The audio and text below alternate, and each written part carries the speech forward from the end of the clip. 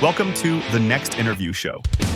Every week, Doland sits down with industry game changers, visionary founders, and powerhouse executives to uncover the raw truth behind what it really takes to lead. On this week's show, hard to go back and tell my CEO at the time, some guy who happens to be a guy named Eric Schmidt, if anybody knows that name out there from the Google days, and call Eric and say, dude, we just blew these guys up. And here's why. And I'm on the hook. And I'm on the hook because I didn't build a system that made it clear when to stop, check, and communicate. A system of accountability. This episode is sponsored by the Leadership Mindset Mastermind, a 52-week experience that will transform your leadership and supercharge your career. For more information, check the podcast webpage or show notes. Welcome to the Next Interview Show podcast. I'm Doland White. I am the host of the podcast. This is episode 42, and this is a solo episode. And on this episode, I'm going to tell you a little story here in the beginning, but then we're going to talk about leadership gone wrong. Not only gone wrong, but painful, valuable lessons that I have learned across the body of my career. And yes, the story we're going to talk about today, I was the leader at the time. So the podcast started in 2024, April 1st of 2024. I supposedly retired, and promptly wrote a book and did a bunch of things. And as part of that process, launched the podcast. And the podcast is focused on living into my mission, which is empowering 1 million leaders right across the planet and through multiple platforms. And as I'm doing this, I'm thinking about the update and writing drafts to the update to my book, Lead with Confidence. And it's going to be Lead with Confidence 2, I think will be the next one, or the sequel. I'm not sure what the heck I'm going to call it. But I wanted to share a story that came back to my mind after many years of leading, being a CEO, and all the other stuff I've been blessed with in my career. But there was a point in my life where I had spent, 25, 30 years in the software industry leading services teams. And at times my teams were a couple of thousand people wide, 40 people wide, depending upon where I was and what software company I was with. And I had a great time. I had an opportunity to travel all over the planet, 14 countries, and see a lot of different things and meet a lot of different cultures and solve a lot of challenges for some large companies like Disney and DirecTV and Hughes and Fox and Capital Group, and I can go Bank of America, I can go on and on and on, Chase. And through all of this story, the reason why I'm giving you this long preamble today into the story, and normally we cut to the chase and just get right into it. So I want to put some context into it. In all of our careers, there's a path, right? Some people call it the ladder, where you kind of bump yourself, up the ladder, and some people jump off the cliff. Well, early in my career, back in the early 90s, I just jumped off the cliff. I was a instructor, teaching, an engineer by trade, teaching computers back in the days when we had to use sticks and knives to get computers to talk to each other, and a technology that no longer exists anywhere on the planet. We've evolved way past it. And as that guy, I jumped off the cliff and became the president and CEO of an international consultancy. And that ultimately led me to be recruited by a company after several years there. That company went through some M&A and we sold the business. Being recruited by a company called Novell. And at Novell, we were the software networking company. This is before Microsoft and Active Directory, and Microsoft became a big player in the space. And through all of that, I led and ran the services organization in the western part of the U.S. and a lot of other places on the planet. And we had an episode that I wanted to share with you, to tell a story about an implementation that went wrong and why it went wrong, and the lessons that came away from that helped reshape my career and helped me think about who I was and who I ultimately have become now as a leader. And fortunately, knock on wood, I'm recognized now as a global leader on empowerment, which is a lot of fun. But I wanted to talk to you about some things that I learned when I was first figuring empowerment out a good 30 years ago. We were doing an implementation for a large manufacturing company in South Dakota, dead of winter.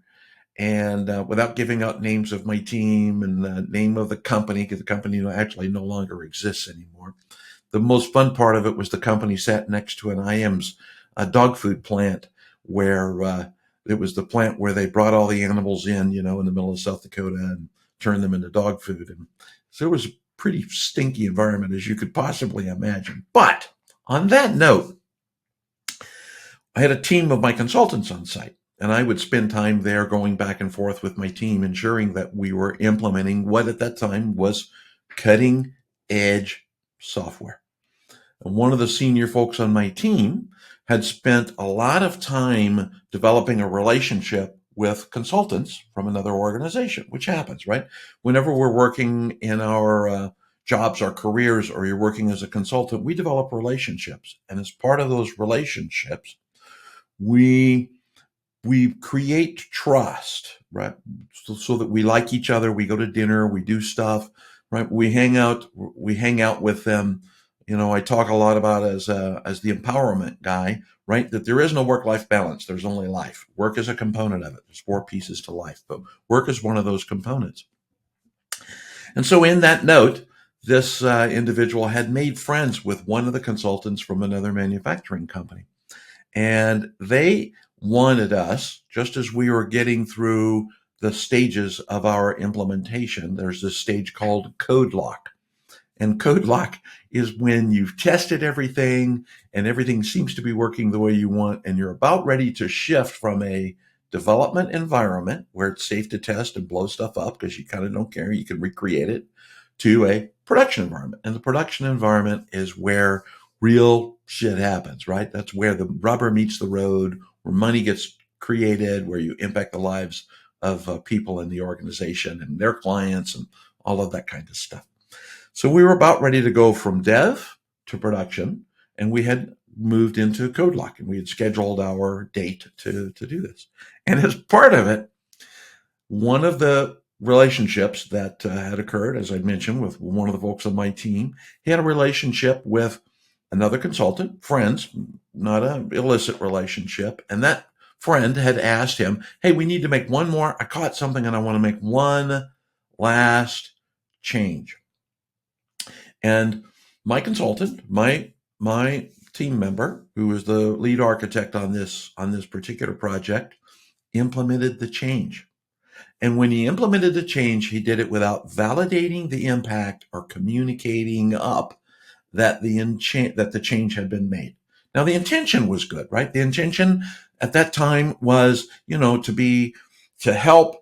I want to move fast. We want to be supportive. I'm getting ready to launch this thing. We're all going to go live. We're all there. And everybody on the planet is watching us roll this thing out for this large organization. The result? System failure.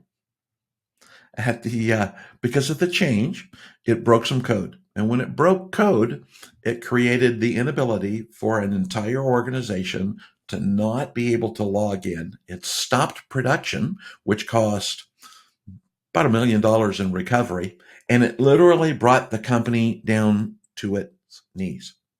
Now, in that spot, it would be really easy to stop and blame that individual and talk about, was that person's fault?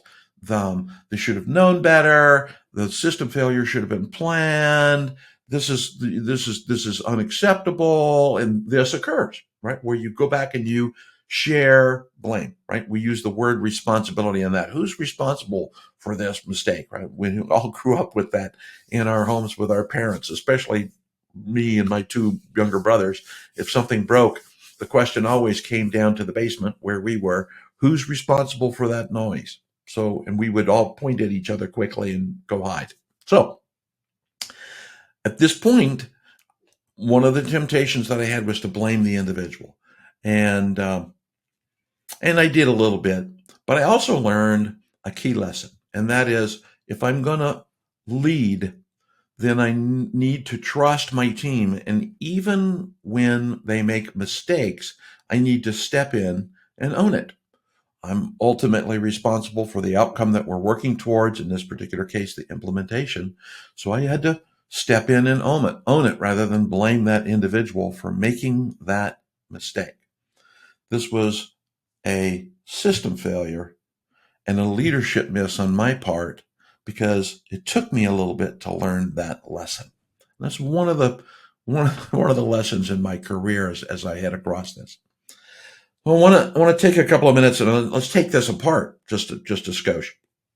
It's a technical term, by the way.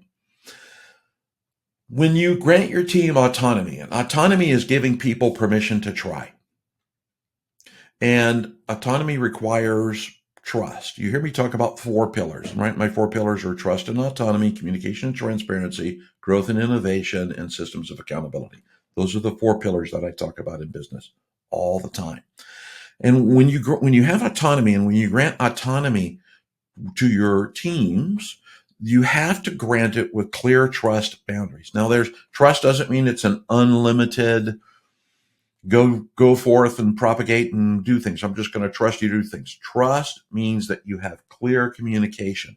You have a communication process with decision rights gaps. So you understand how decisions are made. So it's very important as that leader, not manager, we'll talk about management in a minute, but as that leader, that when you're granting autonomy, giving people permission to try and fail, that there has to be trust boundaries. And the trust boundaries means you've got their back. It's not I'm only going to trust them until they fail and then I'm going to not trust them anymore.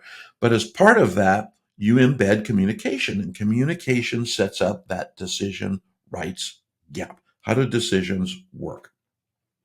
And that prevents that challenge that we faced, which was what was intended to be really well-meaning innovation and action that was taking place without any structure.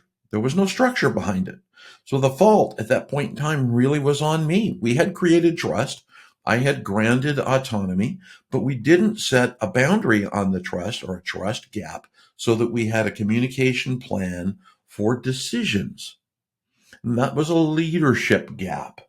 And because of that, it broke the challenge around innovation, and it created action without any structure underneath it. And action without structure is a problem. So when you're thinking about that, I want you to think about that as a component, right? When you're setting up trust, set up trust with autonomy, with trust boundaries, and that means you know when you're going to communicate, what the decisions gaps are, what the decision rights gaps are as well. Somebody's got to call the ball somewhere. So people need to know what's their limit of authority, if we use that word authority. And then it prevents you from having well-meaning innovation and actions that happen without any structure underneath them and impact your ability. All of this comes down to that last piece that I talked about in the 4 pillars, which is systems of accountability. Now, systems of accountability means in this particular case that I hadn't built a system in place that made it clear when to stop, check, and communicate. That was on me. I had not done that. And because I had not done that in this particular case, we blew up an implementation. And it was bad. It was hard to go back and tell my CEO at the time, some guy who happens to be a guy named Eric Schmidt, if anybody knows that name out there from the Google days, and call Eric and say, dude, we just blew these guys up. And here's why. And I'm on the hook. And I'm on the hook because I didn't build a system that made it clear when to stop, check, and communicate. A system of accountability. So I want to take just a minute, take a breath. And that's going to be a story in my book, by the way. But one of the things that I do want to talk to you about just briefly is the difference between that came out of that cemented in my brain is the difference between managing and leading, right? And managing, when I focus on managing means I'm delegating tasks. I'm giving things for people to do. A lot of times we talk about micromanagers. Right? Micromanagers means I'm giving you something and then I'm going to check with you every 10 minutes to see if you've actually done that thing or not.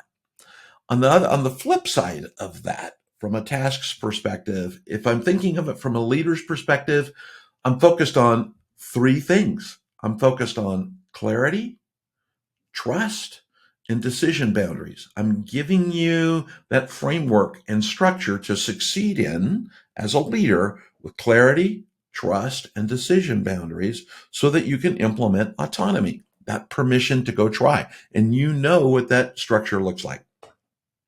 On the managing side, there's the part where I'm going to hope my people can do it right, which we've all been in the meetings where we leave a meeting and the team leaves and whatever, it doesn't matter what industry you're in, and you hear that person who conducted the meeting and they more or less, to paraphrase it, say, there's no way in hell they're going to do this.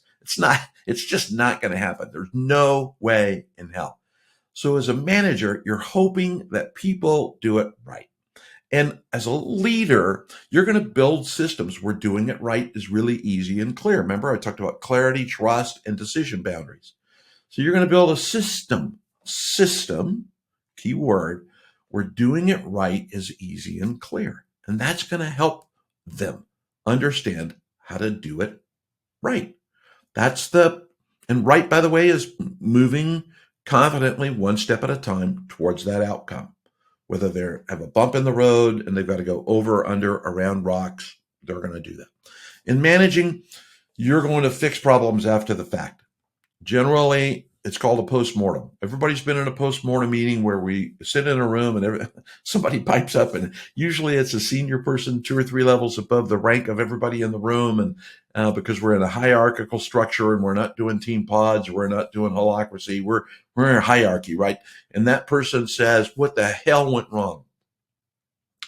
We're in a postmortem, and they're looking to fix things after the fact. At that point, it's too late. There is a learning side that happens on the leading component. If we take that and we flip it to leading, it's design the environment where problems are caught early. And that happens, again, let's go back to building clarity, trust, decision boundaries, systems where doing it right is easy and clear, right? Clarity creates confidence. So design an environment where problems are caught early. That's the difference between leading and managing. And the last thing I want to talk about on this episode is, as in managing, we tend to reward speed. And I always talk about when you're doing project management, and management is important, right? As in any organization, our role, whether it's our own company, in my company, I do manage and lead. There's things I have to do. There's things I have to manage, which means they occur and I'm resourcing them properly. And then there's leading that I work with to ensure that I'm setting up an environment where there's systems in place so that it can be implemented properly. So when you are in that role, a lot of times you can be caught rewarding speed. And rewarding speed is great. And we want to, come in early or come in on time. And we want that. That's just part of the project that we want. But rather than rewarding speed, reward 3 other things. When you think about this, reward clarity. Were we clear, and was clarity created? And how did we do that? How do we replicate it? And how do we improve on it? Reward clarity. Reward accountability. Reward our accountability to each other, which is that mutual agreement that we set up to communicate with candor, transparency, and we have measures in place so that we know how we're doing moving towards it, right? So we have communication built into accountability. And reward learning. What did we learn? And what hinge do we turn up to scale bigger? Not growth, scale bigger, which means instead of $1 for $1 of outcome, I'm doing $1 for a $5 or $10 outcome. So what do we do? What did we learn to scale up? And even more importantly, when we're celebrating a win, what did we learn not to do again? Because we tend to forget to go back and visit in the midst of a celebration and all the champagne and parties and things that we're going, that we want to look at what is it that we don't want to do or things that we might want to improve on slightly. So as you think about that, when you're thinking about rewarding speed and congratulating the team for coming in on time, under budget, blah, blah, blah, all that stuff's important. Also think about the other component, which is people. Reward clarity, reward accountability, and reward what we learned. Because, there's a there's a saying that I use that leadership isn't about trusting people blindly. It's about building an environment where empowered people know exactly how to operate safely and effectively. I'll say it again. Leadership isn't about trusting people blindly. It's about building an environment where empowered people know exactly how to operate safely and effectively. That's a really important statement. So I want to take just a moment and spend a little time in the four pillars. And when I talked to them about them earlier, and particularly four pillars about as it relates back to this story that I just told you. And by the way, it was dead of winter when all this occurred, and it was freaking cold in South Dakota. But let's talk about trust and autonomy.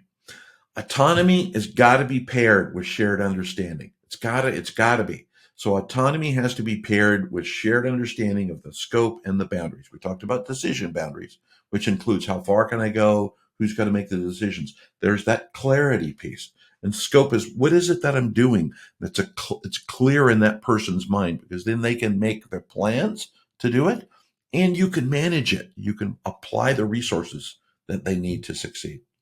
And communication and transparency, clear norms for surfacing challenges and changes. Make sure that you have a mechanism in place for someone to talk about challenges and changes in your organization, things that they're facing. And a norm means there's a process. We'll change the word for that, right? Norm means there's a process and a system for surfacing changes, even the small ones. The small ones are the ones that will bite you in the ass, right? Because the small ones stack up. So you want to make sure that any kind of change, and you want to document those. We could talk about the logistics on another episode together, but you want to make sure you've got clear norms, clear processes for surfacing changes. Growth and innovation, you got to encourage initiative. You just got to encourage initiative, but you got to make sure that you run it through clear systems and checks. Innovation is very important. And in a recent interview, I was talking about we innovated our way to the moon. We're innovating our way to Mars. We've innovated ourselves into a lot of new cancer cures for cancer. There's a lot of things happening with innovation because people ask, what if?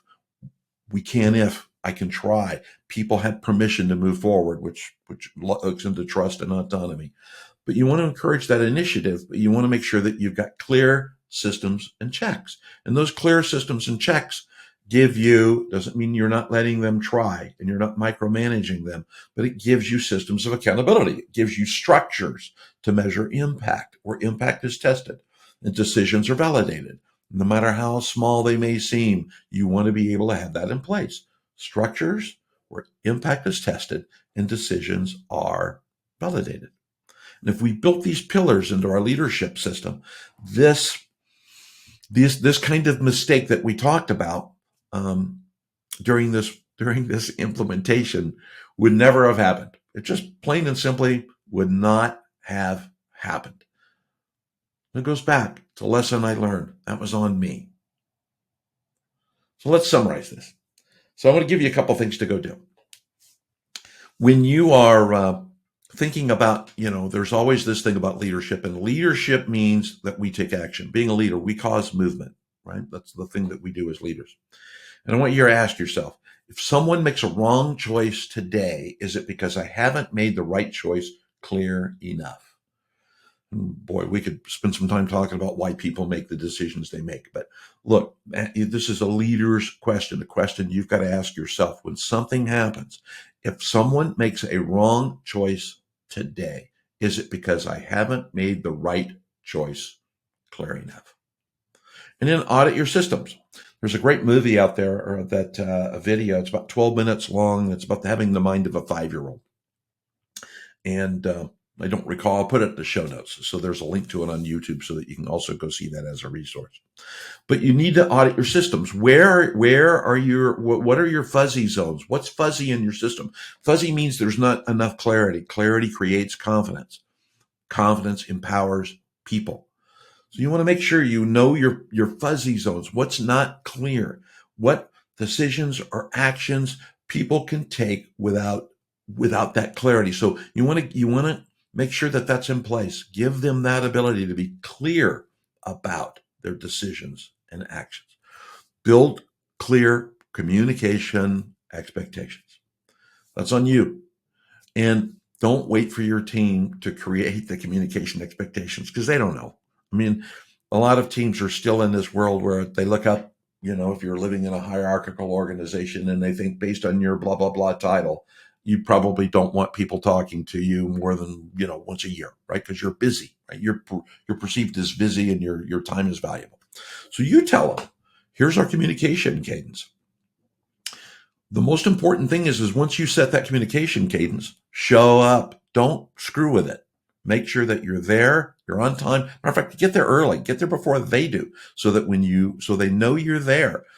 Be there. That also challenges them to get there before you do. Do that and stay attentive when you're in that communication. A lot of things that we do over Microsoft Teams or on Zoom or 1,000 different metaphors because we're not all together anymore like we used to be, right? Where we're doing prairie dogging in cubicles. So make sure that when you're in that meeting and you're having that cadence of communication, that you're fully present.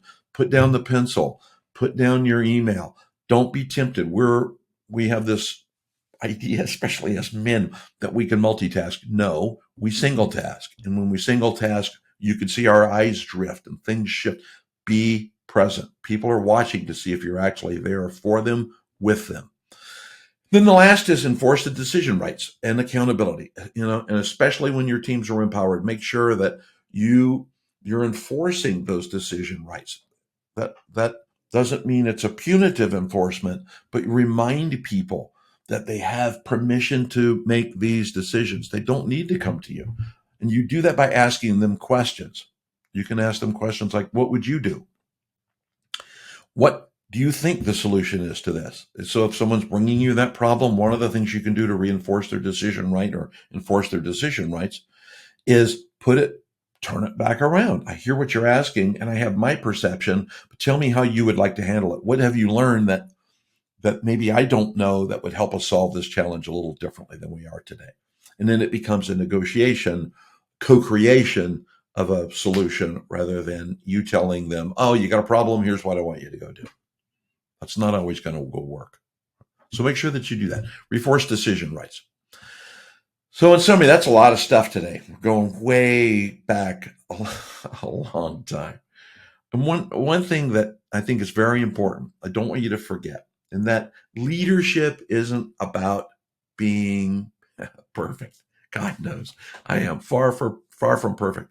I think as I'm creating this book, I'm finding all of the stories and why I'm asking myself, why am I doing the things that I do as the empowerment guy and as this leader dude? And when I go out and talk, why do I do these things this way? And it's based on the lessons that I've learned, either with other people or mostly from my experiences, coming up that ladder and jumping off the cliff.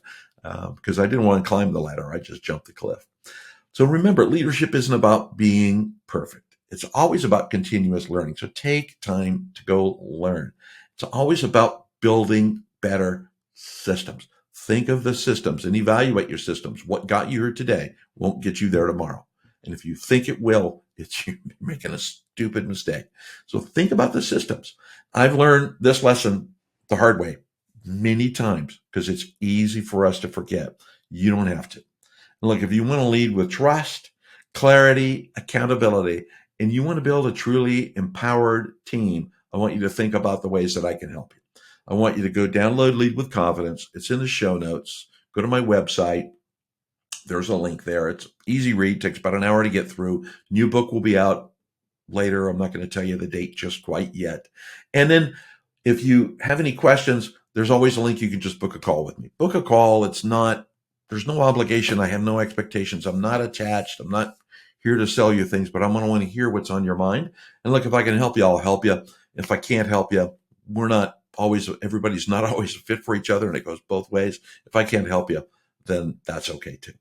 And the final thing, in every podcast, I close the podcast by saying, if you know two leaders who can learn from the lesson that I talked about today, share this podcast with them.